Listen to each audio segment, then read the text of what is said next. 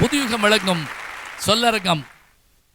நிம்மதியாக வாழ்வதற்கு ஏற்ற சூழல் கிராமமா நகரமா அந்நிய தேசமா? சென்ற வார தொடர்ச்சி இதோ இப்போது ஆரம்பிக்கலாம். எங்க கிராமத்துல ஓல்ட் ஏஜ் ஹோம் கிடையாது, அதனால டே கேர் சென்டருக்கு வேலை கிடையாது. இப்படி கூட்டு குடும்பத்துல வளர்ற ஒரு குழந்தை அன்பா பண்பா பணிவா பாசமா தன்னம்பிக்கையோட விடாமுயற்சியோட நாளைக்கு ஒரு சாதனையாளனாவும் கண்டுபிடிப்பாளனாவும் வருது. இதுக்கு முன்னாடி பேசினவங்க சொன்னாங்க நகரத்துல தான் திறமைகளுக்கான அங்கீகாரம் கிடைக்குதுன்னு. ஒத்துக்கிறேன் சார். இதுக்கு நான் சிவாஜி ஸ்டார் தேவர் மகன் படத்துல சொன்ன மாதிரி ஒரு பதில் சொல்லணும்னு வச்சுக்கோங்களேன். பாட போறீங்களா? இல்ல சார், தேவர் மகன் படத்துல சிவாஜி சார் சொன்ன டயலாக்ல பதில் சொல்லணும்னு வச்சுக்கோங்க. சரி. எங்க கிராமத்துல இன்னைக்கு நாங்க விதை போட்டோம், அதோட பலனை நாளைக்கு உங்க நகரம் அனுபவிக்கும், அதுக்கப்புறம் அந்நிய தேசம் அனுபவிக்கும். ஆனா விதை எங்க கிராமத்துல போட்டது. இதெல்லாம் பெருமையா சார்? கடமைன்னு செஞ்சுக்கிட்டு இருக்கோம் சார். இந்த டயலாக் எழுதினவர் என்னுடைய இனிய நண்பர் பத்மஸ்ரீ கமல்ஹாசன் அவர்கள். அதனால அதை நான் பெருமையா சொல்லிக்கிறேன். இன்னைக்கு ஆடு மாடு குளிக்கிற தண்ணியே நாங்க குடிக்கிறோமா? ஆமா, ஒருத்தவங்க சொன்னாங்க அத நாங்க ஆடு மாடு எருமை மாடு குளிச்சுக்கிட்டே இருக்குமா, அப்படியே எடுத்து குடிச்சுக்கிட்டே இருப்பாரா. பார்த்துச்சு அந்த அம்மா வந்து நேரடியா. அத நாங்க ஆடு மாடா நினைக்கிறது இல்ல சார், எங்க சகோதர சகோதரியா நினைக்கிறோம். அடே அப்பா. மனுஷங்களை வீட்டுல இருக்க மனுஷங்களே கவனிக்க நேரம் இல்ல ஓடிக்கிட்டு இருக்க இந்த நகரத்தாருக்கு அதுங்க ஆடு மாடா தான் தெரியும். ஆனா நாங்க அதுக்கு பேரு வச்சு அவ்வளவு அன்பா பாசமா பார்த்துப்போம். ஒரு மாட்டுக்கு உடம்பு சரியில்லைன்னா வீடே சோகமா இருக்கும் சார். சாப்பிடாம தூங்காம அதுக்கு சரியா போற வரைக்கும் அதை பாசமா பார்த்துப்போம். அந்த பாச உணர்வு எங்க கிராமத்துல தான் கிடைக்கும். மனிதர்கள் மேல மட்டும் இல்ல, மாட்டின் மீதும் அன்பு செலுத்தினால்தான் நம்ம மாட்டு பொங்கல் கொண்டாடுறோம். அதுக்கு நன்றி செலுத்துறதுக்காக. இன்னைக்கு இந்த குருவியெல்லாம் கூட்டை விட்டு வெளியில போறப்ப அழகா சத்தம் போட்டுட்டே போகும். அந்த சத்தத்துல சந்தோஷமா எந்திரிப்போம். அந்த சத்தத்துக்கு அந்த சங்கீதத்துக்கு இணையான ஒரு சங்கீதத்தை உங்க நகரத்துல இருக்க எவ்வளவு பெரிய இசையமைப்பாளராலையும் போட முடியாது சார். மொத்தத்துல அந்நிய தேசத்து வாழ்க்கைங்கிறது வெறும் பணத்தேடல். மனுஷன் பணத்தை அங்க தேடிக்கிட்டு வாழ்க்கையை இங்க தொலைச்சுக்கிட்டு இருக்கான். நகரத்து வாழ்க்கையை பத்தி நச்சுன்னு 4 வார்த்தையில சொல்லணும்னா காசு பணம் துட்டு மணின்னு எந்திரத்தனமா ஓடிக்கிட்டு இருக்கிறது நகரத்து வாழ்க்கை. இது எதுவுமே இல்லாம பாசம் பரிவு அன்பு சுத்தம் சுகாதாரம்னு நிம்மதியா வாழ்ந்துகிட்டு இருக்கிறது எங்க கிராமத்து வாழ்க்கைன்னு சொல்லி தந்த வாய்ப்புக்கு நன்றி சார். அருமை. அவங்க அருமையான ஒரு விஷயம் சொன்னாங்க. மாடு குளிக்கிற குளத்துல தான் சேர்ந்து குளிப்போம்னு. இல்லை, நம்ம ஆட்கள் வந்து எவ்வளோ அழகா பேர் வச்சிருக்காங்கன்னு தெரிஞ்சுக்கங்க. குளிப்பதற்கான இடம்னா அது குளம்னு பேர். குளித்தல் குளிர்வித்தல் தான். அதே மாதிரி குடிக்கிறதுக்கான தண்ணீர் அங்கே இருக்காது, அதுக்கு பேர் ஊரணின்னு பேர். ஊரணி நீர் நிறைந்தற்றே உலகவாம் பேரறிவாளம் திரு. அங்கே வந்து மாடை குளிப்பாட்ட மாட்டாங்க கிராமத்தில். ஏர் பூட்டி உழுகிறோம்னு வச்சுக்கோங்க, அதுக்குன்னு வச்சுருக்க தண்ணிக்கு பேர் ஏரி. அது ஏரி. ஏர் உழுதால் அந்த தண்ணீர் ஏரி. கண்கள் வழியாக இப்படி ஓட்ட வழியாக தண்ணி வந்தால் அதுக்கு பேர் கண்மாய். குளிக்கிற இடமா இருந்தால் குளம், குடிப்பதாக இருந்தால் அதுக்கு ஊரணி. இத்தனை பேர் நம்ம ஆளுகள் வச்சுருக்காங்கன்னு சொன்னால் நாம் தனித்தனியாக தான் முற்காலத்திலேருந்து கிராமத்தில் இருந்திருக்கோங்கிறத ரொம்ப அழகாக சொல்லியிருக்காங்க. அடுத்து ஐயா, இந்த பொண்ணு சொன்னாங்க கிராமத்தில் முதியோர் இல்லைன்னு. ஐயா, இப்போ இருக்க சூழ்நிலையில் கிராமமே முதியோர் இல்லமா மாதிரி தானே இருக்கு. எல்லா இளைஞர்களும் போயிட்டாங்கல்ல வேலைக்கு, அங்கே போகிற கரடு கட்டை தான் இருக்குது. எங்காச்சும் பார்க்குறீங்களா இந்த கிராமத்தில் என்ன மாதிரி ஒரு பொண்ணு இவங்க மாதிரி ஒரு அண்ணனும் இருக்காங்களான்னு? இருக்கிறதெல்லாம் பாட்டியும் தாத்தாவும் தான்.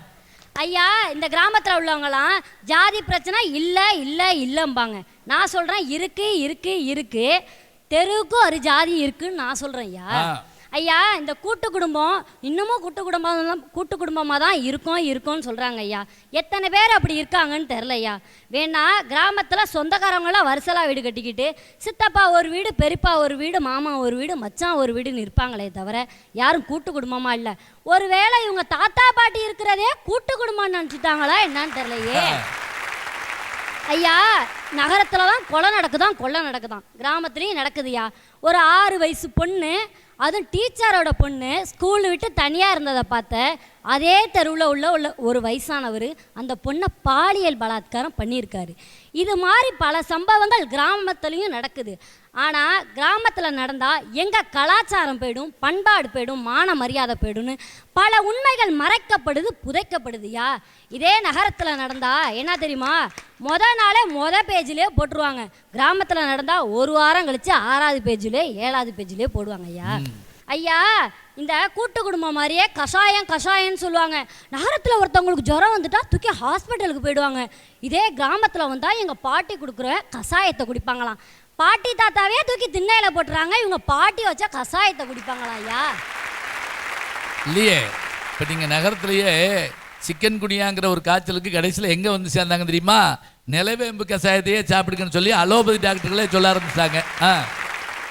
இன்னைக்கு கிராமத்துலேயும் கோவில் இருக்கும், நகரத்துலேயும் கோவில் இருக்கும். ஆனால் கிராமத்தில் உள்ள கோவிலோட நகரத்தில் உள்ள கோவில் தான் பிரபலமாக இருக்கும். இப்போ கிராமத்தில் ஒரு கோவிலில் விழானா நகரத்தில் உள்ளவங்க கொஞ்சம் பேர் தான் போவாங்க. இதே அந்நிய தேசத்தில் யாருமே போக மாட்டாங்க. இதே அந்நிய தேசத்தில் ஒரு விழானா கிராமத்துலேயும் போக மாட்டாங்க, நகரத்துலேயும் போக மாட்டாங்க. இதே நகரத்தில் ஒரு விழானா கிராம மக்களும் வருவாங்க, அந்நிய தேசத்துலேருந்து வருவாங்க. உதாரணமாக சொல்லணும்னா கும்பகோணத்தில் சமீபத்தில் நடந்த மகாமகத்துக்கு எத்தனையோ லட்சக்கணக்கான கிராமவாசிகளும் வந்தாங்க, அந்நிய தேசத்துலேருந்து வந்தாங்க ஐயா. ஐயா இப்போ கும்பகோணத்தை சுற்றி எத்தனையோ கிராமங்கள் இருக்கையில் இந்த பேச்சரங்கம் இன்னைக்கு கும்பகோணம் நகரத்தில் நடக்குது. இதே ஒரு கிராமத்தில் நடந்துச்சுன்னா பக்கத்தில் இருக்க கிராமத்துக்கு கூட தெரியாது ஐயா. இது இப்போ கும்பகோணம் நகரத்தில் நடக்கிற வசி தான் சுற்று வட்டாரத்துக்கே தெரின்னு தெரிக்க விடுதுயா. அதனால தான் சொல்கிறேன், நிம்மதியான வாழ்க்கையை வாழ ஏற்ற இடம்னா எங்கள் நகரம் தான்யா. ரொம்ப அழகாக சொல்கிறாங்க. கிராமத்தில் குற்றங்கள் நடக்கலன்னு இல்லை, மெதுவாக தெரியும், இங்கே உடனே தெரியும். இங்கே உடனே ஒரு செல்ஃபி எடுத்துருவாங்க. அவர் சொன்னாங்கல்ல, அது மாதிரி முந்தா நாள் கூட நாயை தூக்கி போட்டிருக்காங்க டமார் மண்டே இதில் இருந்து. எல்லாரும் வந்து நிம்மதியான வாழ்க்கை உணவும் உடையும் இருப்பிடன்னு நினைக்கிறாங்க. அது கிடையாது. நிம்மதியான வாழ்க்கைனா ஒருத்தனுக்கு தானுங்கிற ஒரு அங்கீகாரம் கிடைக்கணும் ஐயா. அதை சொல்லுங்க. அவன் வாழ்றாங்கிறதுக்கு ஒரு அர்த்தம் இருக்கணும்.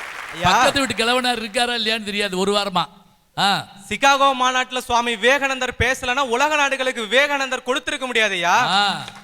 அதே போல நேதாஜி சுபாஷ் சந்திர போஸ் ஹிட்லரை சந்திச்சலன்னா ஆங்கிலேய படையே சுபாஷ் சந்திர போஸை பார்த்து பயந்திருக்க வாய்ப்பே கிடையாது. இந்திய தேசம் என்னைக்குமே இந்த அங்கீகாரத்தை கொடுக்காதுன்னு தான் நான் சொல்றேன் ஐயா. ஐயா நிம்மதியான வாழ்க்கைக்கு 4 விஷயம் தேவை. 1 கல்வி, மருத்துவம், வருமானம், தொழில்நுட்பம். இந்த 3வதா சொன்ன பாத்தீங்களா வருமானம். இந்த வருமானத்தால தான் நமக்கு வரும் மானம். சரி, மானம் போயிடும் ஐயா. ஐயா நீங்க என்ன பார்த்து படைச்சவனை பார்த்திருக்கியான்னு நீங்க என்ன கேள்வி கேட்டா எனக்கு பதில் தெரியாது. ஆனா என்ன படைச்சவளை நான் பார்த்திருக்கிறேன், என்ன படைச்சவளையும் காப்பாத்தின தெய்வத்தையும் நான் பார்த்திருக்கிறேன். அது மருத்துவர் ஐயா. அப்படிப்பட்ட புனிதமான துறையான மருத்துவத்துறை இந்த தேசத்துல எப்படி இருக்கு தெரியுமா? கழுத்தறிப்பட்டு காப்பாத்த ஆஸ்பத்திரிக்கு போனா கூட காசு எடுத்து வச்சாதான் அவனுக்கு அட்மிஷன் ஐயா. இல்ல இப்ப மேல்நாட்டுல என்ன செய்வாங்க, போட உடனே அப்படியே பிழைக்க வச்சிருவாங்களா ஐயா? மேலை நாட்டுகள்ல இங்கேயாவது ரூபா எடுத்தா போயிடும், அங்க டாலர் கொடுக்கணும், ஞாபகம் வச்சுக்கங்க. இல்லையா வல்லரசு நாடுகள்னு ஒரு பட்டியல் எடுத்தீங்கன்னா கல்வியும் மருத்துவமும் எல்லா குடிமகனுக்கும் இலவசம். இப்ப புரிஞ்சிருக்குமே நம்ம தேசம் இன்னும் ஏன் வல்லரசு ஆவறதுக்கு போராடிக்கிட்டு இருக்குன்னு. மருத்துவத்தையும் விட்டு வருமானத்துக்கு வந்தோம்னா இந்திய தேசத்துல தான் படிச்ச கல்விக்கு தகுந்த வேலை, அந்த வேலைக்கேத்த வருமானம் இருக்குன்னா இல்லவே இல்லை. இங்க 10வது படிச்சிருக்கான், கூலி வேலை பார்த்துட்டு இருக்கான். அதுவே அவன் வெளிநாட்டுக்கு போனானா பட்டய படிப்பு படிச்சதுக்கு சமமான சம்பளத்தை சம்பாதிக்கிறான். ஆனா இங்க பட்டய படிப்பு படிச்சவன் கூட பட்டறையில போய் பட்டிட்டிங்கிற வேலை தானே பார்த்துக்கிட்டு இருக்கிறான்.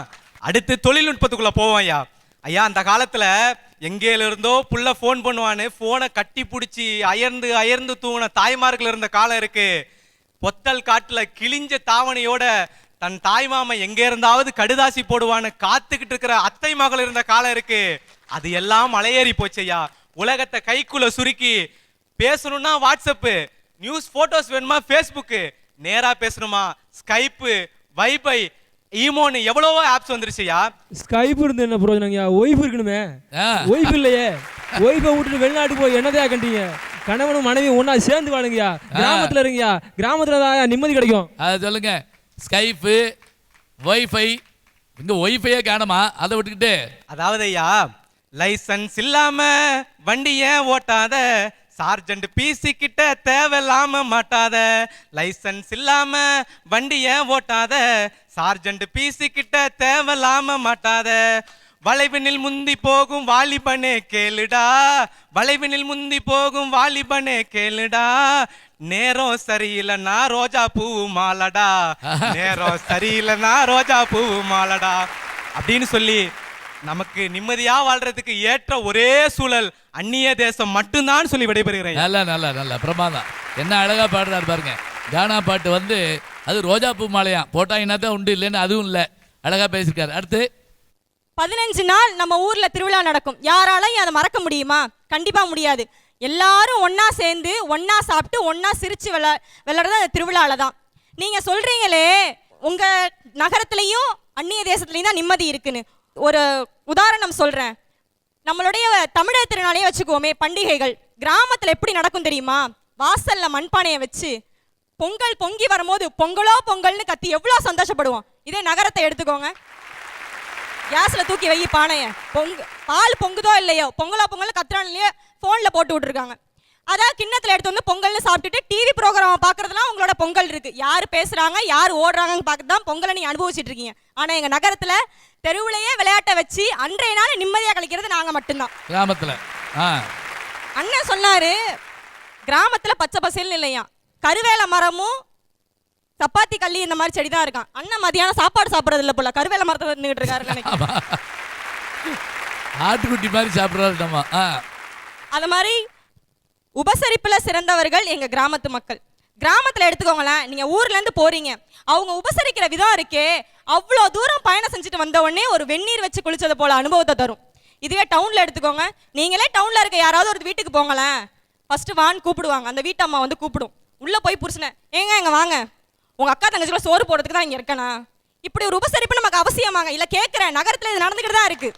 அங்க எதுக்கு போறீங்க?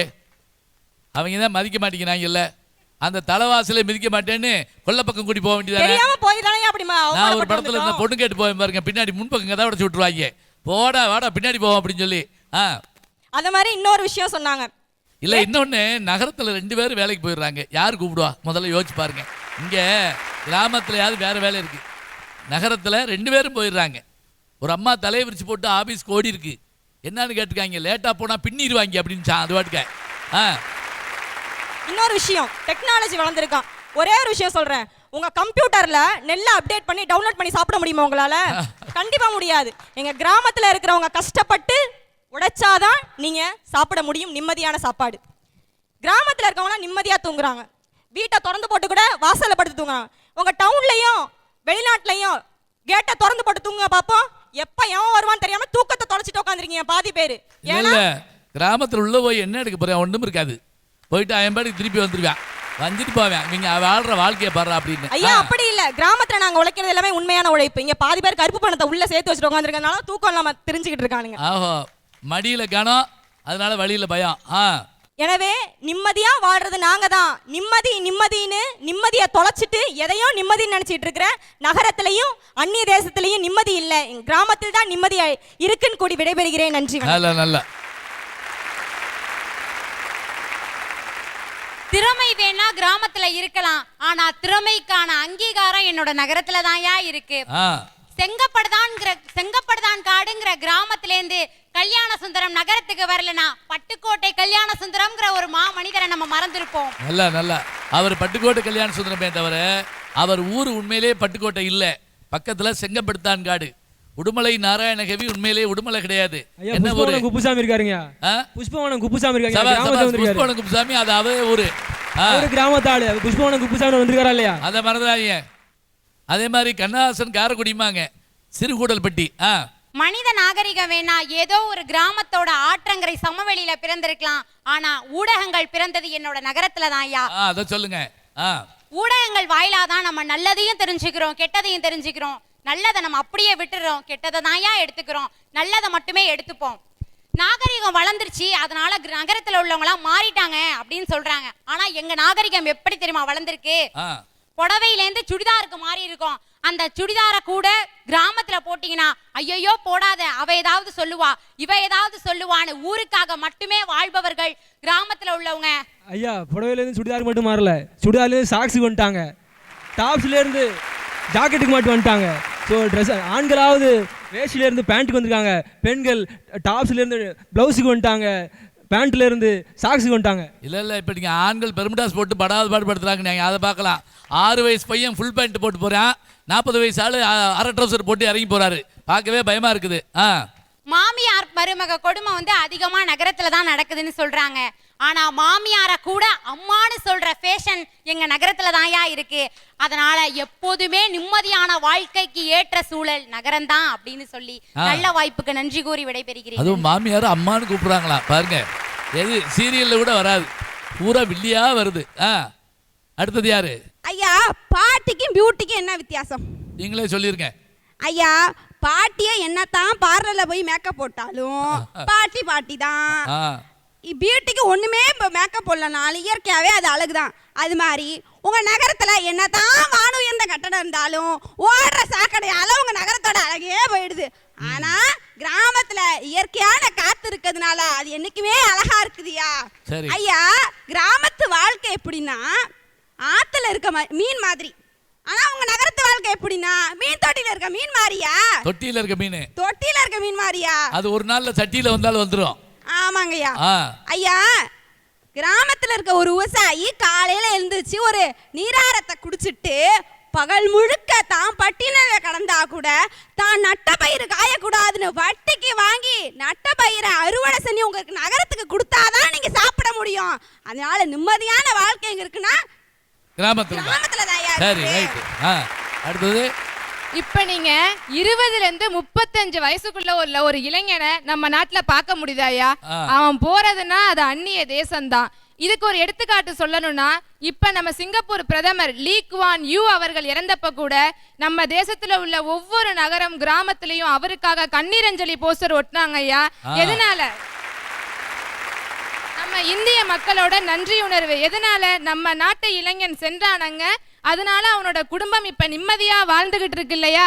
அந்த நன்றியை தெரிவிக்கிறதுக்காக ஒவ்வொரு தெருவிலும் நகரத்திலும் கண்ணீரஞ்சலி போஸ்டர் ஒட்டி இருந்தது. அது மட்டும் இல்லைங்க, அவர் என்ன பண்ணார்னா அங்க 3 மொழிகள், அதாவது சீனம், மலாய், அதோட தமிழை சேர்க்கலாமான்னு சொன்னபோது நம்முடைய சுதந்திரத்துக்காக பாடுபட்டவர்கள், சிங்கப்பூர் பிரதமர் நீங்க சொன்ன லீ குவான் யூ சொல்றாரு, சுதந்திரத்துக்காக பாடுபட்டதில் தமிழ்நாட்டு மக்களுக்கும் பங்குண்டு, அதனால் அவர்கள் மொழியை நம்முடைய ஆட்சி மொழியாக ஆக்க வேண்டும் என்று சொன்னவர் அவர்தான். அதுதான் மலேசியாலையும் சிங்கப்பூர்லையும் இலங்கையிலையும் ஆட்சி மொழியில ஒன்றாக இருப்பது எதுனா தமிழ் மொழி. இப்போ ஒரு பையன் சிங்கப்பூர் போயிட்டு திரும்பி வரான்னு வச்சுக்கோங்களேன், அந்த ஊர்ல அன்னைக்கு திருவிழா தான் ஐயா. மூளை முடக்கிற கிடக்கிற பாட்டி எல்லாம் ஏந்திரிச்சு வந்துடும். ஐயோ, முனுசாமி மகன் வந்துட்டான், நான் போய் கோடாரி தைலம் வாங்கிட்டு வரேன். உடனே தாத்தா கிளம்பிடுவாரு, உனக்கு தைலம் மட்டும்தானா? டேய் தம்பி, அந்த புசு புசுன்னு அடிப்போமே சிங்கப்பூர் செண்டு, அது 2 குடுறா அப்படின்னு வாங்க போட்டு என்ன செய்ய போறாரு அவரு? பாட்டி வாங்கதான் அவருக்கும் வேணுமா? ஓ ஆமாமா. அது மட்டும் இல்லையா, நம்ம தமிழ் மொழிக்கு ஒரு உரிய அங்கீகாரம் இப்ப சமீபத்துல கிடைச்சிருக்கியா. அமெரிக்கால இருக்கிற ஒரு வேர்ல்ட்ஸ்ங்கிற ஒரு பழமை வாய்ந்த ஒரு பல்கலைக்கழகத்துல, ஹார்வர்ட் யூனிவர்சிட்டில, நீங்க முடிங்க நான் சொல்றேன், பழமை வாய்ந்த அந்த பல்கலைக்கழகத்துல எல்லா மொழிகளுக்கும் தனித்தனியான துறைகள் இருக்குயா. அதை ஆய்வு செஞ்ச நம்ம நாட்டுக்காரவங்க அங்க தமிழுக்கும் ஒரு தனித்துறை கொண்டு வரணும் அப்படின்னு ஒரு திட்டம் இப்ப கொண்டு வந்திருக்காங்க. இதனால நான் சொல்றது என்னன்னா, அந்நிய தேச வாழ்வு நமக்கு நிம்மதியை தரும். சரி, என்னதான் நகரத்துல இருந்தாலும் நம்ம சொந்த கிராமத்துல ஒரு வீடை வச்சுக்கிட்டு விடுமுறைக்கு கிராமத்துக்கு போகாமலா இருக்கிறோம்? கிராமத்துல ஒரு வீட்டுல விசேஷம்னா ஊரே கொண்டாடும். ஆனா நகரத்துல பக்கத்து வீட்டுல யார் இருக்கிறான்னு கூட தெரியாதுங்க. நம்ம என்ன நினைக்கிறோம்? நகரத்துல இருக்கிற வரை இருந்து விட்டு பின்பு கடைசி காலத்தை கிராமத்துல தானே கழிக்கணும்னு ஆசைப்படுறோம். நம்ம பழைய நினைவுகளை அசை போட்டா நம்ம கிராமத்துல கழிச்ச நாட்களை மறக்கவே முடியாதுங்க. நம் நாட்டின் முதுகெலும்பு விவசாயம்னு சொல்றோம். அந்த விவசாயம் செய்யறவங்க கிராமத்துல தானே வாழ்றாங்க.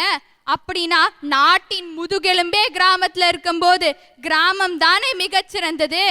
இப்ப நகரத்துல மொட்டை மாடியில எல்லாம் தோட்டம் போடுறதா நம்ம படங்கள் எல்லாம் காட்டுறாங்க. அங்கேயும் காய்கறி பண்றாங்கலாம் சொல்றாங்களே, அது சரிதானே? சரிதாயா, ஆனா நம்ம கிராமத்துல இருக்கிற மாதிரி வருமாயா? அது வராது. வந்தாரை வாழ வைக்கும் சென்னை அப்படின்னு சொல்றாங்கங்க. நான் சொல்றேன், வந்தாரை த்ரெட்மில்லில் ஓட வைக்கும் சென்னை. இதுதாயா உண்மை. சென்னையை சுத்தி எல்லாரும் சென்னைக்கா போனா அப்புறம் ஊர்ல யாருதான் இருக்கிறது? அதையும் யோசிச்சு பார்க்கணும்ல. சென்னையை சுத்தி பார்க்கணும்னு ஆசைப்படுறோம்ல. சென்னையை ஒரு நாள் சுத்தி பார்த்தா 6 சிகரெட் அடிக்கிறதுக்கு சமங்க. அவ்வளோ ஏர் பொல்யூஷன் சென்னையில. கிராமத்துல இருந்து படித்து வரும் மாணவர்கள் தன்னம்பிக்கையுடனும் பொறுப்புடனும் விடாமுயற்சியுடனும் இருக்கிறாங்க. ஏன்? அவங்க எல்லா விஷயத்தையும் தேடி படிக்கிறாங்க. அதனால அவங்க கிட்ட தன்னம்பிக்கையும் விடாமுயற்சியும் அதிகமாவே இருக்குது. ஐயா, நகரத்துல போக்குவரத்து தொழிற்சாலைகள் முன்னேற்றம் காண்பது நம்ம சொல்றோம். அதே சமயம் நோய்களிலும் முன்னேற்றம் காண்பது நகரம் தான். அதனால நம் முன்னோர்கள் கூறியது போல நோயற்ற வாழ்வே குறைவற்ற செல்வம். அந்த செல்வம் கிராமத்தில் மட்டுமே கிடைக்கிறது.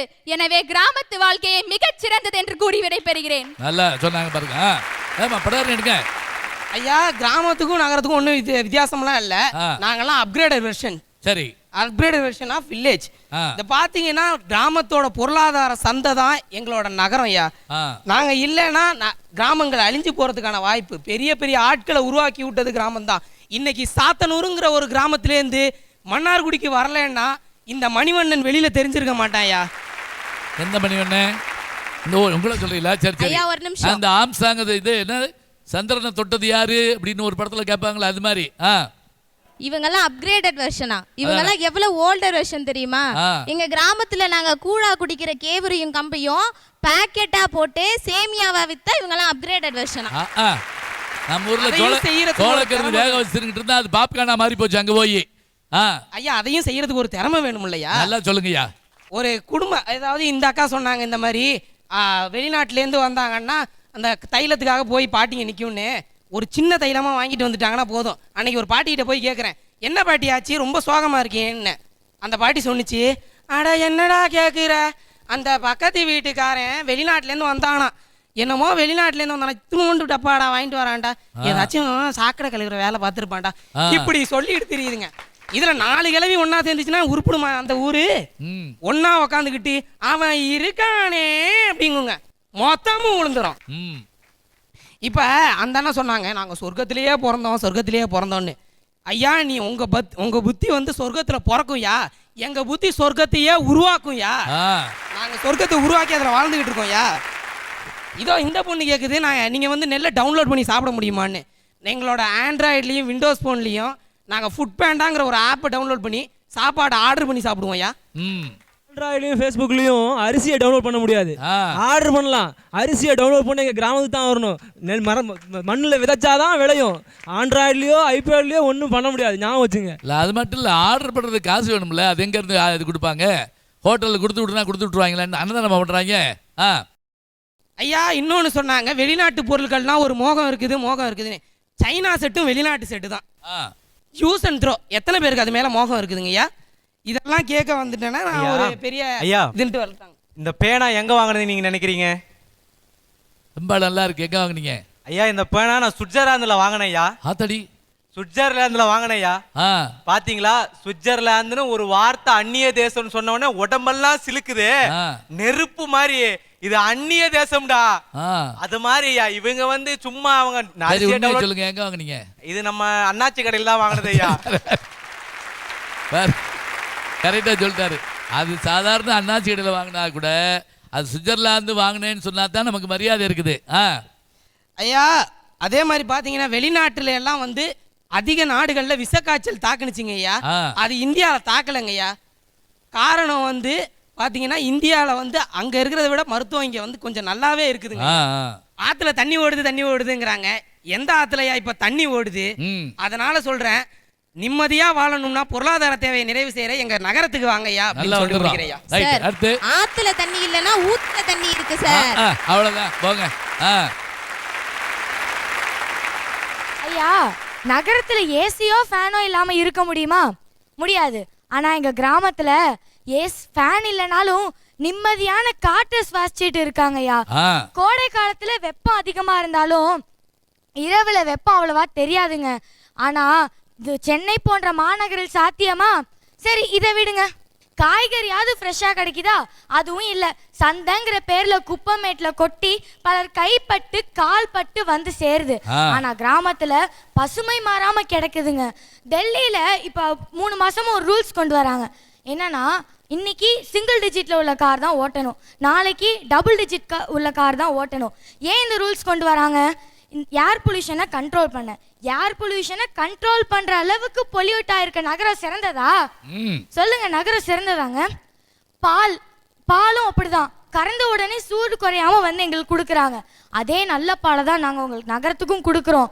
ஆனா பணத்துக்கு ஆசைப்பட்டு அதுல தண்ணியும் பவுடரும் சேர்த்து கொடுக்குறாங்க. பாக்கெட்டை கட் பண்ணா வெள்ளை கலர்ல வருது, அது பாலுன்னு நினைச்சு குடிச்சிட்டு இருக்கீங்க நீங்க. அப்துல் கலாம் ஒரு பேட்டியில சொன்னாங்க, விவசாயத்தில் நிறைய புதுமை புகுத்த வேண்டிய அவசியத்தில் உள்ளோம். எதிர்காலத்தில் உணவில்லா உலகம் வருவதை தவிர்க்க அவசியம் கவனம் செலுத்த வேண்டும் என்றார். இந்நிலை உருவாகும் போது ஐடிக்கு இப்போ உள்ள போட்டியெல்லாம் திசை திரும்பும். விவசாயம் செய்கிறவங்க தான் நிறைய சம்பாதிக்க நிலை வரும். கணினியை ரூபாய் 100க்கு வாங்கினாலும் ரூபாய் 1000க்கு அரிசி வாங்கும் சூழலில் என்ன செய்வீர்கள்?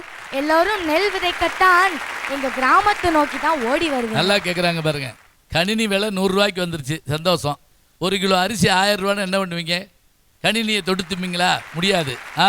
அப்புறம் பண்டிகைன்னு சொன்னாலே கிராமத்தை செமையா கொண்டாடுவாங்க. அதுல பொங்கல், தீபாவளி சொல்லணுமா?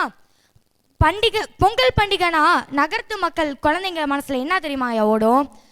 தை மாதம் பொங்கல் வருது, 4 நாள் லீவ் விடுறாங்க, வீட்டில் டிவி பார்க்கலாம் அப்படின்னு நினைக்கிறாங்க.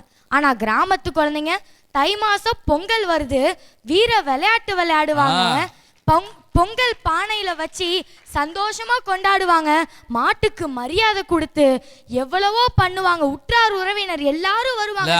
வீர விளையாட்டுக்கு தானே தடை போட்டாங்க நகரத்தில், அதையும் வச்சு பாருங்க. இப்படிப்பட்ட நகர வாழ்க்கையில் பணம் இருந்தா எல்லாம் சாத்தியமே. ஆனா இங்க பணம் கொடுத்தாலும் கிடைக்காத சில நல்ல விஷயம் என்ன தெரியுமா? ஆரோக்கியமான உணவு, சுற்றமான காற்று, சுகாதாரமான நீர், அமைதி, கோபம், அலைச்சல், படபடப்பு இல்லாத அமைதியான சூழல். இது எந்த நகரத்தினாலும் கிடைக்காதுங்க. சரி, இனிமே விடுமுறை கழிக்க நினைத்து போனாலும் சரி, இல்ல வயசான காலத்துல ஓய்வெடுக்க போனாலும் சரி, எங்குள்ள மக்கள் நிம்மதியும் அன்பையும் ஆரோக்கியத்தையும் தேடி செல்கிறார்களோ அவர்களுக்கு கிராமமே சிறந்தது என விடைபெறுகிறேன். நல்லா, அடுத்து ஐயா, எல்லாரும் சொன்னாங்க நகரத்துல தான் நிம்மதி இருக்கு, கிராமத்துல தான் நிம்மதி இருக்குன்னு. ஒரு சின்ன விஷயம் ஐயா, ஒரு குடும்பத்துல ஆண்கள் ராஜ்யம் தான் அதிகமா இருக்கும். ஆனா அங்க அப்படி கிடையாது. பெண்கள் நிறைய பேர் வேலைக்கு போவாங்களாம், ஆண்கள் தன்னுடைய மனைவிக்காக வீட்டுல வேலை பார்ப்பாங்களாம். போறவங்களும் இருக்காங்க, சில பேர் அவங்களுடைய மனைவிக்காக வீட்டுல இருப்பாங்களாம். எதுக்காக இருக்காங்க? பெண்ணுக்கு முன்னுரிமை தராங்க. நல்லா யோசிச்சு பாருங்க, பெண்ணுக்கு முன்னுரிமை தராங்க. எந்த இடத்துல, எந்த ஒரு கிராமமா இருந்தாலும் சரி, நகரமா இருந்தாலும் சரி, அந்நிய தேசமா இருந்தாலும் இல்லையா, யாருக்குமே தெரியாதா? ஐயா, உலகத்துல 300 நாடு இருக்குன்னு சொல்றோம். அதுல 39 நாடுகளுக்கு மட்டும்தான் உமன் பிரசிடென்ட் இருக்காங்க. அதுல இந்தியா ஒண்ணுங்கும் போது எவ்வளவு பெருமையா இருக்கு. அவங்க அயல் நாட்டுக்கு சப்போர்ட் பண்றாங்க. எப்படி பண்றாங்க? அம்மா, நான் அயல் நாட்டுக்கு சப்போர்ட் பண்ணல, அங்க உள்ள நல்ல விஷயத்தை தான் நான் இங்க சொல்றேன். பெண்கள் நிறைய பேர் அங்கதான் மரியாதை கொடுக்கறாங்கங்கறீங்களா? உண்மையெல்லாம் அதானே உண்மை. சொல்றது உண்மைதானே? சொல்றது உண்மைதான்யா. ஆனா மதிப்புங்கிறது அங்கதானயா இருக்கு அதிகமா. சரி, கிளாரி வரட்டும், அப்புறமேல் பாத்துக்குறோம். கிராமத்துல உள்ளவங்க நகரத்தை வெறுக்கிறாங்க, நகரத்துல உள்ளவங்க கிராமத்தை வெறுக்கிறாங்க. இங்க கிராமத்துல உள்ளவங்களும் இருப்பீங்க, நகரத்துல உள்ளவங்க இருப்பீங்க. யாராவது எனக்கு ஃபாரினே பிடிக்காது, வெளிநாடே பிடிக்காதுன்னு கை தூக்குங்க. யாருமே கிடையாது. மனசாட்சி தட்டு சொல்லுங்க. உள்கட்சி குழப்பத்தை பாருங்க. மனசாட்சியை தொட்டு சொல்லுங்க. கனவு இருந்திருக்கும், உங்களால போக முடியாம இருந்திருக்கும். கனவுங்கிறது ஒண்ணு இருந்திருக்கும் மனசுல ஓரமா. நம்மளும் போயிருக்கலாமே, பக்கத்து வீட்டுக்காரன் போயிட்டு வந்துட்டு ஹாயா கால் மேல கால் போட்டு வந்திருக்கான், அவனை பக்கம் நம்ம போவோம். போறப்ப சி நீ என்னையே அழைச்சிட்டு போயிருக்கான் மேல மனசுல இருந்திருக்கும். சும்மா கை தூக்கிட்டு இங்க இருங்கிறதுக்காக நாங்க நம்ப மாட்டோங்க. பொய் சொல்லாதீங்க. உங்க குடும்பத்துல ஒரு ஆளு அந்நிய தேசத்துல போய் வேலை செஞ்சு அந்த பணத்தை கொண்டு வரதுல தான் நீங்க செய்யறீங்க. இல்ல அதை காட்டில் நீங்க என்ன சொல்லலாம்னா மேல்நாட்டில் கல்வி முறையை சொல்லுங்க, அது நம்ம சொல்லலாம். ஏன்னா அங்கே இருக்கிற கல்விக்கான ஈடான விஷயத்தை நம்ம பார்க்கவே முடியாது. நான் உலக பல்கலைக்கழகங்களில் பாதி இதுக்கு போயிட்டு வந்திருக்கேன். எனக்கே திரும்ப படிக்கணும் போல ஒரு தோற்றம் இருக்கும். சென்னை ஜெமினி பிரிட்ஜில் போய் எல்லாரும் பார்த்தீங்கன்னு வச்சுங்களேன், எல்லாரும் லைனாக நிற்பாங்க. எல்லாத்து பஸ்ஸில் போகிறவங்க நீங்கள் பார்த்துருந்தீங்கன்னா என்னத்துக்கு நிற்கிறாங்க நீங்கள் நினச்சிருப்பீங்க. சொல்லுங்க பார்ப்போம். அரிசி வாங்க நிற்கிறாங்களா இல்லை மண்ணெண்ணெய் வாங்க நிற்கிறாங்களா? வெளிநாடு போகணுன்னு பாஸ்போர்ட் எடுக்க நிற்கிறாங்கங்க. அமெரிக்கன் எம்பசி வாசல்ல. ஆனால் இப்போ நிற்க வேண்டியதில்லை. ஏன்னா இப்போ ஆன்லைனில் புக் பண்ணிட்டோம்னா 8 காலுக்குன்னு சொன்னால் 8:20 போனால் போதும், உள்ள விட்டுருவான், ஈஸியாக வந்துடுறான். அதனால அந்நிய தேசத்துல தான் நிம்மதி இருக்குன்னு சொல்லி வாய்ப்புக்கு நன்றி கூடி விடைபெறுகிறேன். நன்றி. நல்லா நல்லா நல்லா. அடுத்து பாரப்பா பழனியப்பா பட்டணமாம் பட்டணமாம் ஊரப்பா பெரியதப்பா உள்ளந்தான் சிறியதப்பா.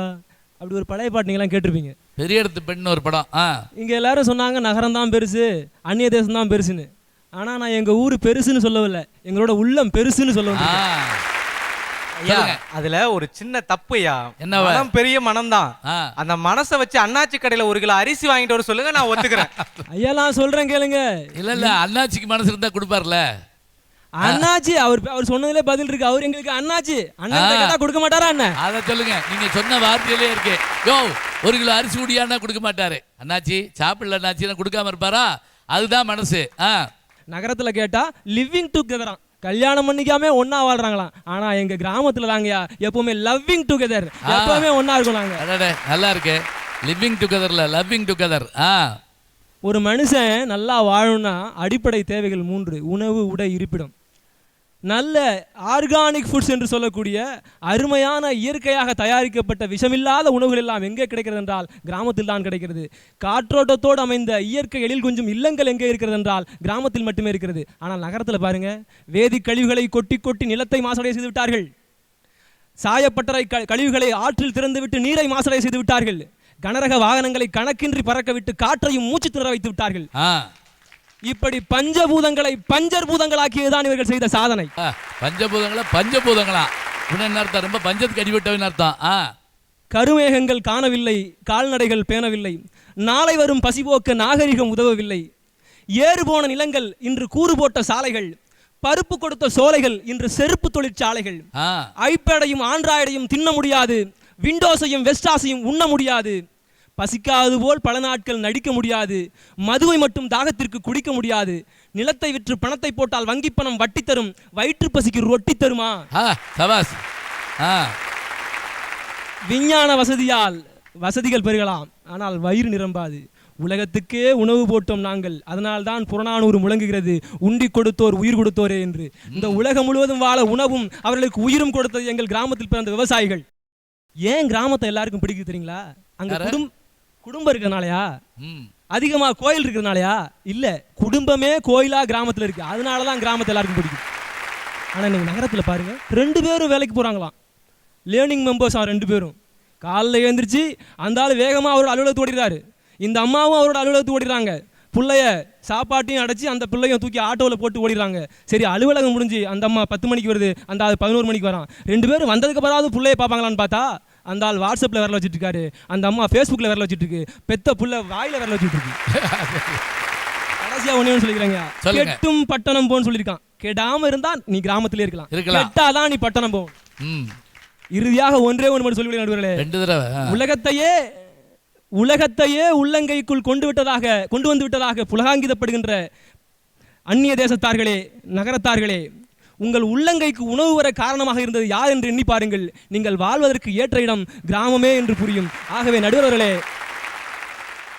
இந்த உலகில் மக்கள் யாவரும் வாழ்வதற்கு சிறப்பான இடம் எதுவென்றால் கிராமமே, கிராமமே என்று கூறி நல்லதொரு வாய்ப்புக்கு நன்றி கூறி விடைபெறுகிறேன். நன்றி, வணக்கம்.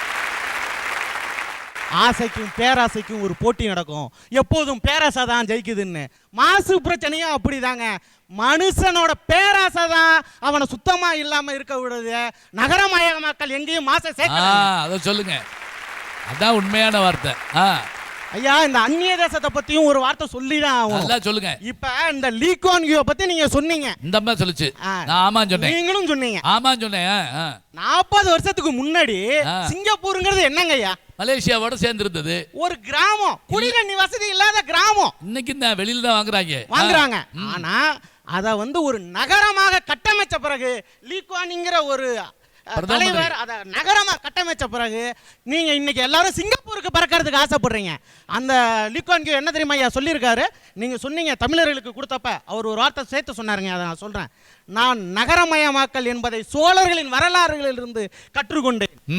சந்தை பொருளாதாரத்தையும் சோழர்களிடம் கற்றுக்கொண்டேன். இன்னைக்கு என் சிங்கப்பூரை நான் சந்தையாக்கி இருக்கேன். இன்னைக்கு சிங்கப்பூரை தேடி எல்லாரும் வரான். எவன் வேணாலும் வா வித்துக்கோ, எவன் வேணாலும் போ எடுத்துக்கோ, ஆனா என் நாட்டுக்கு வான்னு சொன்னாருங்க. அது மட்டும் இல்ல, அமெரிக்க டாலர் 60 ரூபா 65 ரூபான்னா அது நெருக்கி வரக்கூடிய ஒரே டாலர் சிங்கப்பூர் டாலர் தான். 50 ரூபாய்க்கு மேல வந்துருச்சு.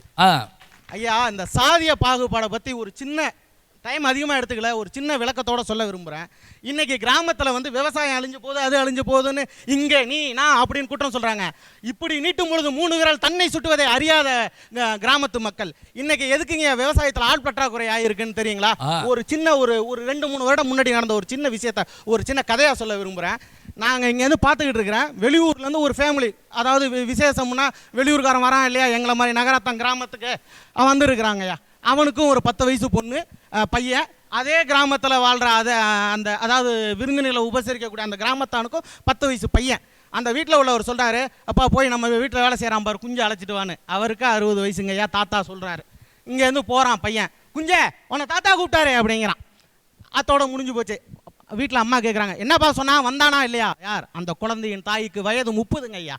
இன்னும் வரல, அவன் சும்மா தான் உட்காந்துருக்கான் அப்படிங்குது. இப்போ இந்த விருந்தாடியாக வந்திருக்காங்க பார்த்தீங்களா, அவங்க சொன்னாங்க, எப்பா தம்பி நீ போய் அவரை கூட்டுருவான்னு. அந்த பையன் போகிறான், தாத்தா உங்களை ஆன்டி கூப்பிட்றாங்க அப்படின்னு சொன்னோன்னே அந்த வயதான மனிதன் எந்திரித்து ஒரு திருஷ்டியை கழித்து பூரி போட நடந்து போனான் பாருங்கய்யா. அதுதான் கலாச்சாரம், நகரத்து கலாச்சாரம். அந்த தன்மான உணர்வு ஒவ்வொரு இளைஞனுக்கும் வந்துதான் இன்னைக்கு அவன் அதே 10வது தான் படிக்கிறான், 12வது தான் படிக்கிறான். அவன் என்ன நகரத்தில் கலெக்டர் வேலையா பார்க்கறான், கல் உடைக்கிறான், காங்கிரீட் போடுறான். ஆனா அவனுக்கு இங்க தன்மானம் என்பது இழுக்காக விடவில்லை. அதனால விவசாயத்தை விட்டு கிராமத்தை விட்டுட்டு வரான். இந்த தன்மானத்தை கூட சொல்லி கொடுக்காத கிராமங்கள் என்ன கலாச்சாரத்தை கட்டி காக்கிறதுன்னு தான் நான் கேட்கிறேன். ஆக இப்படி ஒவ்வொரு பிரச்சனைகளுக்கும் கிராமங்களின் ஆதாரம் இருக்கிறது. நாங்கள் சொல்லுவது, நகரங்கள் உங்களுக்கு வாய்ப்பாக இருக்கிறது, வாருங்கள், உங்களுக்கு தேவையானதை பெற்றிடுங்கள், உங்கள் ஓய்வு காலத்தை நிம்மதியாக வைத்துக் கொள்ளுங்கள். 6 நாளுக்கு வேலை செஞ்சாதான் ஒரு நாள் ஓய்வு, 58 வருஷம் வேலை செஞ்சாதான் இறுதியில் ஓய்வு. ஓய்வுக்காக கிராமத்திலே உட்கார்ந்துருந்தீங்கன்னா எப்போதுமே உனக்கு கிடைக்காது நிம்மதி. வா, வேலை செய்ய, சம்பாதி, எல்லாத்தையும் எடுத்துக்கோ, ஓய்வு எடுக்க போ கிராமத்துக்குன்னு நாங்கள் சொல்றோங்க. நல்லது, அருமையா சொல்றாரு. நல்ல உணர்வோடு பேசுறாரு பாருங்க. சார், இந்த ஜாதிய பிரச்சனையை பத்தி நிறைய பேர் இங்க சொன்னாங்க. கிராமத்துல ஜாதிய பிரச்சனை ஒரு உருவுல இருக்குதான், ஒத்துக்கிறேன். நகரத்துல இல்லைன்னு நினைக்கிறீங்களா? இன்னைக்கும் Facebookல எத்தனையோ இளைஞர்கள் பேருக்கு பின்னாடி பட்டத்தை போடுறாங்களோ இல்லையோ, ஜாதிய பெருமையா போட்டுக்கிறாங்க. அத்தனை பேரும் நகரத்து இளைஞர்கள் தானே. ஜாதிய பிரச்சனைங்கிறது நகரத்திலும் இருக்கு, உருவம் மாறுபடுது, அவ்வளவுதான். விஞ்ஞான ரீதியா பண்றாங்க. ஐயா, எல்லாரும் பேசினாங்க. நான் முன்னாடியே சொன்ன மாதிரி நகரத்துல என்ன இல்லைன்னு சொல்ல வரல, கிராமத்துல என்ன இருக்குன்னு சொல்ல வந்திருக்கேன். அதுல முதலா உறவுகள். நான் இந்த கூட்டு குடும்பம், குட்டி குடும்பம், கூட்டு வைக்கிற குடும்பம் இதெல்லாம் நான் சொல்ல வரல. நான் சொல்ல வர்றது என்ன தெரியுமா? இப்போ ஒரு பேச்சுக்கு எடுத்துப்போம், ஒரு குடும்பம் விருந்தாளியா ஒரு கிராமத்துக்கு வராங்க. அப்போ அந்த குழந்தைங்க வெளில விளையாண்டுட்டு இருக்கும். அது என்ன தெரியுமா பண்ணும்? அம்மா வீட்டுக்கு யாரோ வராங்கம்மா அப்படின்னு சொல்லும். உடனே அந்த அம்மா என்ன தெரியுமா சொல்லுவாங்க? என்ன கழுத, யாரோன்னு சொல்ற, அவங்க சொந்த சித்தப்பா, அவங்க சொந்த சித்தி, போய் வாங்கன்னு கூப்பிட அப்படிம்பாங்க. போமா அப்படின்னா கண்ணத்திலே ஒன்று போட்டு போய் கூப்பிட சொல்லுவாங்க. அப்போ பயந்துக்கிட்டாவது அந்த குழந்தை கூப்பிடும். சின்ன வயசுல பயத்தோட கத்துக்கிறது வளர வளர அது ரத்தத்திலே ஊறி அந்த உபசரிப்பு அப்படிங்கிறது தமிழரோட பண்பாடு அது ரத்தத்திலே கலந்துருதுயா. அதே நகரத்துல அதை சொல்லி கொடுக்க அந்த பெற்றவர்களுக்கு தோன்றதில்லை. அதுதான் இப்போ இருக்கிற பிரச்சனை. ஐயா, சரி, உறவுகளை பற்றி சொன்னனே. அப்புறம் இந்த நகரத்தில் இருக்கிறவங்க என்ன தெரியுமா சொல்கிறாங்க? கிராமத்தில் கல்வி இல்லையா. யார் சொன்னா கல்வி இல்லைன்னு? யார் சொன்னா? இப்போ எல்லாமே வணிகமயமாக்கப்பட்டு வருது, கமர்ஷியலைசேஷன். அதுல முதல் இடத்துல இருக்கிறது என்ன தெரியுமா? கல்வி வணிகமாகப்படுறது. ஐயா முதல்ல சொன்னாரு, நீ ஷூ சாக்ஸ் பெல்ட் டை எல்லாம் இங்கே வாங்கிக்கோ, கல்வியை வெளில வாங்கிக்கோ சொல்றது பள்ளிக்கூடம். அப்படிதாங்க ஐயா இருக்கு. அப்படிப்பட்ட பள்ளிக்கூடங்களோட கண்ணோட்டம் என்னவா தெரியுமா இருக்கு? லாபம் ஈட்டுறதா. அப்ப லாபம் ஈட்டுறப்ப அவன் என்ன நினைப்பான்? இல்லாத ஒரு இடத்துல கொண்டு வந்தாதான் அது அவனோடது வித்து போகும். அப்போ இல்லாத இடம் இது கிராமம். நீங்க தானே சொல்றீங்க இல்லைன்னு.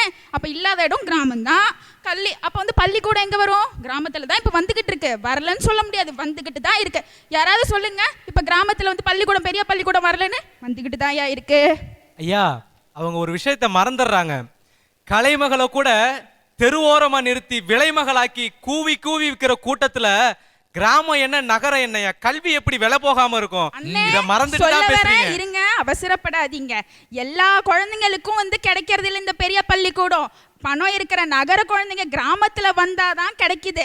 கிராமத்திலே இருக்கிற ஏழை குழந்தைங்களுக்காக தான் கவர்மெண்ட் பள்ளிக்கூடங்கள் இருக்கு. கவர்மெண்ட் பள்ளிக்கூடத்துல இருந்து உடஞ்ச ஓடு தலையில உழுது, அந்த கல்வியை பத்தி நீ சொல்றியாமா? மறந்துட்டேனா? இப்ப இல்ல, இப்ப நல்லா தான் சீரமைச்சுக்கிட்டு இருக்காங்க. பள்ளிக்கூடங்கள் எல்லாம் நல்லபடியா வந்துகிட்டு பள்ளிக்கூடத்துல மட்டும் இல்ல, ஏர்போர்ட்லயே விழுகுதுங்கறாங்க. 63வது தடவை கண்ணாடி வாங்கி விட்டுங்கறாங்க. கிராமத்துல என்ன? கிராமத்துல தான் எதுவுமே இல்ல. வெளிநாடு போவீங்க இல்ல, அப்ப விழுகுதுங்கறாங்க. கிராமத்துல எல்லாமே இருக்கு. நிம்மதியா வாழ சின்ன சின்ன சந்தோஷங்கள், அழகான நிம்மதிகள் எல்லாமே இப்ப எங்க கிராமத்துல தான் இருக்கு. கல்வி, உறவுகள் எல்லாமே வந்துருச்சியா. முக்கியமா வணிகம் கூட வந்துருச்சு. இப்ப சொல்றேன், நிம்மதிங்கிறது எங்களோட கிராமத்துல தான் இருக்கு. நன்றி. நன்றி. வேற ஒரே ஒரு விஷயம் ஐயா, அவங்க கல்வி இது எல்லாமே சொன்னாங்க. ஒரு விஷயத்த மறந்துடுறாங்க. அதாவது நம்ம பிரதமர் மோடி அவர்கள் வந்து ஒபாமாவை பார்க்க போறாங்க. ஒபாமாவை ஆச்சரியமா ஒரு கேள்வி கேட்கிறாரு. எப்படி உங்க தேசத்துல வந்து வல்லரசா வந்து இந்தியர்கள் தான் பெரும்பாலும் 30% இந்தியர்கள் வந்து அங்க இருக்காங்க, எப்படி நீங்க வந்து வல்லரசாக்குனீங்க தேசத்தை அப்படின்னா ஒபாமா பதில் சொல்றாரு, Indian people giving opportunity to reserved people, but we giving the opportunity to deserved people அப்படின்னு சொல்றாருயா. அதாவது இந்திய தேசத்துல வந்து சரியான அந்த குறிப்பிட்ட மக்களுக்கு மட்டும் தான் நீங்க வாய்ப்பு தரீங்க, நாங்க கிடைக்கிற வாய்ப்பு திறமையுள்ள எல்லாருக்குமே வாய்ப்பு தரேன்னு சொல்றோம். அந்த அங்கீகாரம் அந்நிய தேசத்துல மட்டும்தான் கிடைக்குதுன்னு சொல்றேன் ஐயா.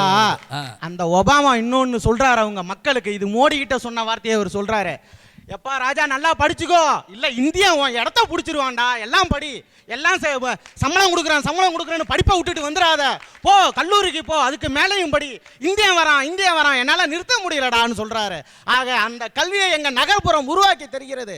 சென்னை எம்பசி ஏன் திறந்து வச்சுக்கிட்டு உட்காந்துருக்கிறான்? இந்தியன் இல்லைன்னா இந்தியர்கள் அனைவரும் ஒரு நாள் வேலை நிறுத்தட்டும் செய்யட்டும், இந்த உலகமே சுத்தாமல் போய்விடும். அப்படியே ரைட். எல்லாருக்குமே ஒரு பாராட்டு கொடுத்துருங்க. ரொம்ப அழகாக பேசுகிறாங்க.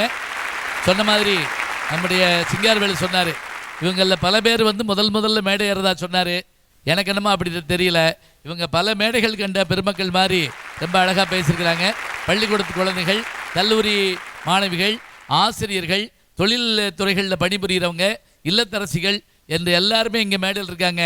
அவங்க எல்லாருக்கும் நம்முடைய பாராட்ட சொல்லிட்டு நாம் யாவரும் கேள்வி நிகழ்ச்சியினுடைய நிறைவு கட்டத்துக்கு வந்துட்டோம். என்ன அப்படின்னா, நிம்மதி. இன்றைய சூழலில் நிம்மதியாக இருக்க எந்த இடம் சரியான இடம்? ஒரு கேள்வி கேட்டு அதில் கிராமமா அது கேட்குறாங்க. கிராமம்னு சொன்ன உடனே ஞாபகம் வச்சுக்கோங்க, எல்லாருடைய வார்த்தையிலையும் ஒன்று நல்லா இருந்தது, சுத்தமான காற்று, அதே மாதிரி சுகமான குடும்பம், நல்ல உறவுகள் அப்படின்னு வருஷப்படுத்துகிறாங்க. இது உண்மையும் கூட தான். ஏன்னா சில கிராமத்துக்கு நம்ம போய் பார்க்குற போது இரவு நேரத்தில் ஆகாயத்தில் நட்சத்திரங்களை பார்க்க முடியும். டவுனில் இல்லையான்னா டவுனில் இருக்கக்கூடிய வெளிச்சத்தில் காணா போயிடுது. அயல் நாட்டை பற்றி நமக்கு அவ்வளவா தெரியாது. ஏன் தெரியாதுன்னா எல்லாரும் போயிட்டு வர்ற வாய்ப்பு நமக்கு கிடையாது. கிராமத்தை பொறுத்த மட்டும் நட்சத்திரத்தை பார்க்குறோம். கிராமத்தில் இருக்கக்கூடிய ஒரு பிள்ளைக்கு பள்ளிப்பாடம் தெரியுதோ இல்லையோ, தான் வீட்டு பக்கத்தில் இருக்கக்கூடிய மரத்தோட பேர் தெரியும், பறவையோட பேர் தெரியும், சொந்தக்காரனுடைய பேர் தெரியும். தெருவில் விட்டா காணா போகாமல் வீட்டுக்கு வர தெரியும். தானே சமைச்சு தானே உண்டு நண்பர்களோட சேர்ந்து குலதெய்வம் கோயிலுக்கு போய் இது எல்லாமே நம்ம கிராமத்தில் கிடைக்குது. எது நிம்மதின்னு நம்ம நினைக்கிறோம் தெரியுமா? 1000 தான் நகரத்துக்கு போயிட்டு வந்தாலும், 1000 தான் அயல் நாட்டுக்கு போயிட்டு வந்தாலும், வீட்டுக்குள்ளே வந்து சட்டையை கழட்டிட்டு இந்த திண்ணையில் படுத்திருக்கப்போ ஒரு சந்தோஷம் வரும் தெரியுமா? இப்படி இப்படி கையை அப்படி வச்சுக்கிட்டு அப்பா வீட்டுக்கு வந்துட்டோம்யா அப்படின்னு ஒரு நிம்மதி இருக்கு பாருங்க. இது மாதிரி ஒரு நிம்மதி உண்டா? ஒரு கேள்வி. இது நிம்மதிங்கிறோம். ஏன்? இங்கே பதட்டம் இல்லை, பயம் இல்லை, கூப்பிட்டா ஆள் வந்துடுவாங்க, வேணும்னா ஆட்கள் ஓடியாருவாங்க. இதெல்லாம் கிராமத்தில் இருக்குது. அதை ரொம்ப அழகாக எடுத்து சொன்னாங்க. நகரத்துக்கு சொல்கிற போது நகரம்னா என்ன? சரி கிராமமாகவே இருந்துட்டா அந்த கிராமத்தோடு முடிஞ்சு போகுமா? இல்லையே. கிராமம் என்பது இளமை பருவம், இது குழந்தை பருவம்னா நகரம் என்பது இளமை பருவம் இல்லையா? அங்கே படிக்க போக வேண்டாமா? அங்கே வேலைக்கு போக வேண்டாமா? அங்கே கண்டுபிடிப்புகள் வேண்டாமா? அங்கே இருக்கக்கூடிய புதிய புதிய முயற்சிகள் வேண்டாமா? அவை இருந்தால்தானே கிராமங்களுக்கு திட்டங்கள் தீட்டப்படுவது. எங்கே சொல்லுங்க பார்க்கலாம். நம்ம தெருவில் ரோடு போடணும்னா, நம்ம தெருவில் பாலம் கட்டணும்னா அதுக்கு நகரத்தில் போடுற திட்டத்தை வச்சு அந்த பணத்தை கொண்டு வந்தானுங்க போடுறாங்க. நம்ம ஊரில் நீங்கள் 1000 சொல்லலாம், நம்ம எல்லாமா சேர்ந்து தெருவை போட்டுடலாம். ஒரே ஆள் அங்கே வடநாட்டில் ஒரு மலையவே பேத்தாரு. அது ஒரு உதாரணம் தான். விதிவிலக்குகள் விதி ஆகாது. உயர்கல்வி கற்க பல்கலைக்கழகங்கள் எங்கே இருக்குது? பல்கலைக்கழகங்கள் நீங்கள் படிக்க போக வேண்டாமா? நான் 5ஆம் கிளாஸ் வரைக்கும் அப்படியே நிம்மதியாக படிச்சு, நிம்மதிங்கிறது அது இல்லைங்க. அதை தாண்டி ஒரு நிம்மதி இருக்குது. என்ன? என் குறிக்கோளை நான் நிறைவேற்றுவதற்காக நான் எங்கு வேணாலும் சென்று படிப்பேன் என்று இருக்கான் பாருங்க, அந்த நிம்மதி. அதுக்கு தான் என்ன செய்கிறோம்? நகரத்தை சொல்கிறோம். இப்போ நீங்கள் சொன்னீங்களே, இதே கிராமத்து காற்று சென்னை கடற்கரையில் இருக்காதா? பாண்டிச்சேரி கடற்கரையில் இருக்காதா? நல்ல நூலகங்கள் நீங்கள் நினச்சி பாருங்க. நம்ம ஊர் நூலகத்தில் இருக்கக்கூடிய புத்தகத்தோட எண்ணிக்கை 10,000ன்னு சொன்னால், அதே இது நீங்கள் அங்கே போங்க, கன்னிமாராலையோ அதுக்கு மேலே இருக்கக்கூடிய நூலகத்துக்கோ போங்க, லட்சம் புத்தகங்கள் அங்கே இருக்குது. நான் இப்போ சமீபத்தில் யாழ்ப்பாணத்துக்கு போயிட்டு வந்தேன். 1,00,000 புத்தகங்களை எரிச்சு விட்டாங்க. 1983 நமக்கு தெரியும். அதை சுஜாதா அவர்கள் கூட ஒரு கதையில் எழுதியிருந்தார். நான் இப்போ போயிட்டு வந்தாங்க. அதை பார்க்குற போது அப்படியே ஒரு ஆச்சரியமாக அதிர்ச்சி ஏற்பட்டது எனக்கு. அப்படி போனால் தானே பார்க்க முடியும். அப்போ ஒவ்வொன்றுக்கும் வெளியில் போகிற போது தான் உயர்கல்வி, வேலைவாய்ப்பு, மற்ற விஷயங்கள், கிராமத்தில் கிடைக்க முடியாத 1000 விஷயங்கள் அங்கே இருக்குது. அப்போ நகரத்தை பொறுத்த மட்டும் அடுத்த வளர்ச்சிக்கிறோம். அடுத்து அவங்க வந்தாங்க அந்நிய தேசம்ங்கிற ஒரு விஷயத்தில். அந்நிய தேசத்தை பாராட்டியோ மற்றதை சொல்லலைங்க. இங்கேருந்து போயிட்டு வந்ததுனால அவர்களுக்கு கிடைச்ச ஒரு பெரிய விஷயம் என்ன? விவேகானந்தர் அவர் கல்கத்தாவில் பிறந்தார், ஞானம் உள்ளவர் தான். கன்னியாகுமரிக்கு வந்தார், ஞானம் பெற்றவர் தான். இந்தியா முழுவதும் நடந்தார். ஆனால் அவர் அமெரிக்காவில் ஆற்றிய உரைக்கு பிறகு தான், அடே அப்பா வெளிநாட்டுக்காரன் பாராட்டுறான் அப்படின்னா நம்ம ஆள் பெரிய ஆள் தான். என்ன அர்த்தம்? நாம் நம்ம ஊரில் வாங்குகிற டிகிரி மாதிரி அவர் லண்டனில் படித்தவராங்க, ஆக்ஸ்போர்டில் படித்தவரான், அமெரிக்காவில் படித்தவரான் சொல்கிறப்ப ஒரு பெருமை ஏற்படுது. அந்த நாட்டு கல்விக்காக இல்லைங்க, அவர்கள் எப்படி முக்கியத்துவம் கொடுக்குறாங்க. இப்போ இவங்க பேசுகிறப்பையும் சரி, அந்த வெளிநாட்டுக்கு பேசுகிறப்பையும் சரி சொன்னாங்க பாருங்க. அங்கே ஒரு தடவை நம்ம போயிட்டு வந்தால் ஒரு விஷயம் பார்க்கலாம். நார்த் கரோலினான்னு ஒரு இடத்துக்கு போனேன் நான், அமெரிக்காவில். அந்த ஊர் எப்படிப்பட்டதுன்னா, அதனுடைய எல்லா தெருக்களுமே பல்கலைக்கழகத்துலேருந்து தான் பிரியும். அங்கேருந்து தான் பாதை. அந்த ஊரில் ஒரு வீடு வாடகை கேட்டு போனீங்கன்னு வைங்க, முதல்ல என்ன கேள்வி வைப்பாங்க? உங்கள் பிள்ளை இங்கே படிக்குதா? ஆமாம். பணம் கட்டுறீங்களா? ரசீதை கொண்டு வந்தால் தான் இங்கே குடியிருக்கலாம். அப்போ என்ன தெரியுமா? கல்வி தான் அங்கே முதல்ல முக்கியம். வெளிநாட்டில் இருக்கக்கூடிய சுத்தத்தை பார்க்குறோம். நான் இப்போ வடிவேலு ஒரு படத்தில் சொன்ன மாதிரி, சிங்கப்பூரில் நான் பார்த்தேன். மத்தியானம் 2 மணிக்கு ஒரு நடு ரோட்டில், ஞாயிற்றுக்கிழமை மத்தியானம் நடு ரோட்டில் ஒரு பெரிய அகலமான ஜேசிபி மாதிரி ஒன்று வருது. அதில் என்ன தெரியுங்களா? தண்ணீர் இப்படி ரோலிங்கில் வந்துக்கிட்டே இருக்கு. ஒரு ப்ரஷ்ஷை அமைக்கி தொடச்சிக்கிட்டே போகுது. எதை? தெருவை, வீட்டே இல்லை. நான் சொன்னால சாப்பாடு ஓடி சாப்பிடலாம்னு. இதை நம்ம பழகிட்டா தப்பு கிடையாதுங்க. நாயை கூட்டிகிட்டு போகிற ஒருத்தர் கையில் ஒரு பிளாஸ்டிக் பேக் கொண்டு போகிறார்.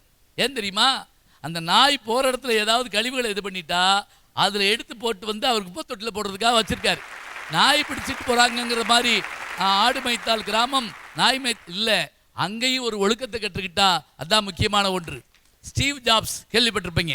ஆப்பிள் கம்பெனியினுடைய அதிபர் ஸ்டீவ் ஜாப்ஸ் 2.5 வருஷம் இந்தியாவில் இருந்தார். தன்னுடைய வாழ்நாளில் குறிப்பிடத்தக்க நாளாக அவர் சொல்கிறது எதுன்னா, நான் இந்தியாவில் இருந்த நாட்கள் தான், அங்கு சில மடாலயங்களில் நான் தங்கியிருந்தேன், அது என்னை மாற்றி காட்டியிருக்கிறாங்க. உலகத்தில் இருக்கக்கூடிய பல பேர் நான்வெஜ் தான் சாப்பிடக்கூடியவங்க. ஆனால் அப்படி நாட்டில் கூட பெர்னாட் ஷா போன்றவர்கள் என்ன சொன்னாங்க?